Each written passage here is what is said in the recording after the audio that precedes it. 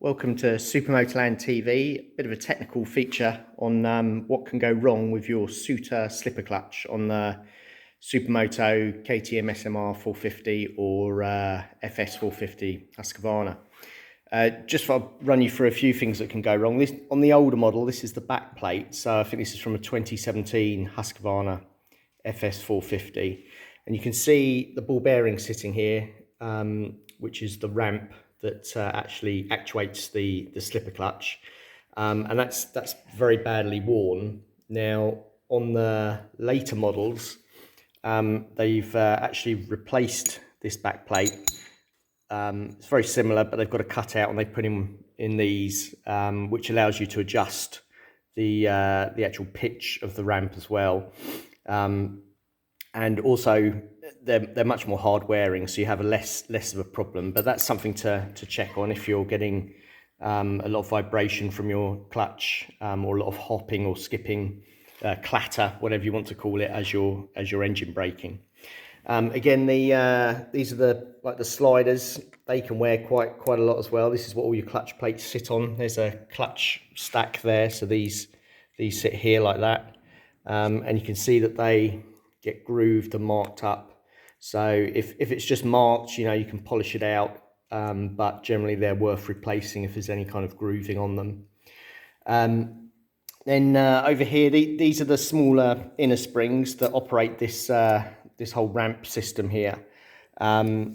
Just a sort of a technical guide here, but the harder the spring in there, the more slide you're going to get from the rear end. So they come, I think, with a 950 or an 1100 spring in, which works quite well. But if you want less slide, put a smaller spring in, like a 950 or an 850. But then again, you might get into the realms of it starting to clatter.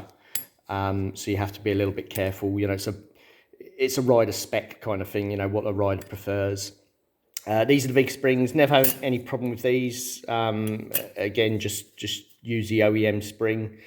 One thing I have had a problem, I've had one of these break before, just literally split down the middle, so keep an eye on those. It's worth having a look each time.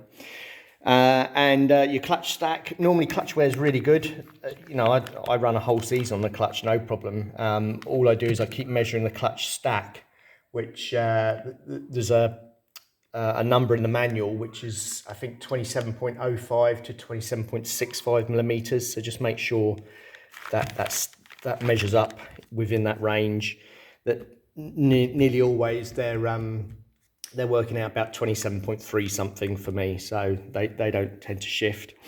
Now, one of the main things that I find, if you're getting a bike clattering, one of the main things that wears is, and quite simple, it's these bolts that are actually on the front of the clutch, and they actually go all the way through and push up against the sort of ramp on the back. I've done one here so you can kind of see. So it goes through the front plate, through the big spring, through the back plate, and actually sticks out the back there a little bit when you do it up.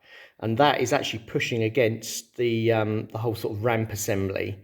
So if that wears, which they do, you tend to get little grooves in the end here. If that wears down at all, even a little bit, then there's a gap develops there, and then the clutch starts clattering on that. It doesn't work. You tend to get that sort of clattering at the end of the braking zone. You might think it's the rear brake or something like that, but it's just that wearing out. You might get like a groove in it. So yeah, basically just take your clutch apart.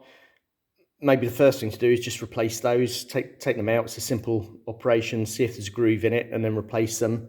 If you're having a clattery clutch, or clutch that's hopping or skipping.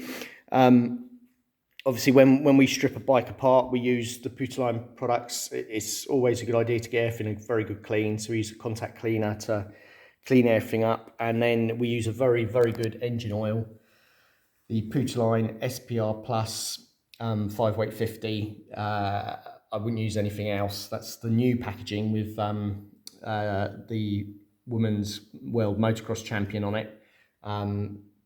Yeah, that's a really good oil to use as well, which obviously helps protect everything and make sure that everything runs nice and smooth within the engine. So yeah, I hope that helps you out if you're having problems with a slipper clutch.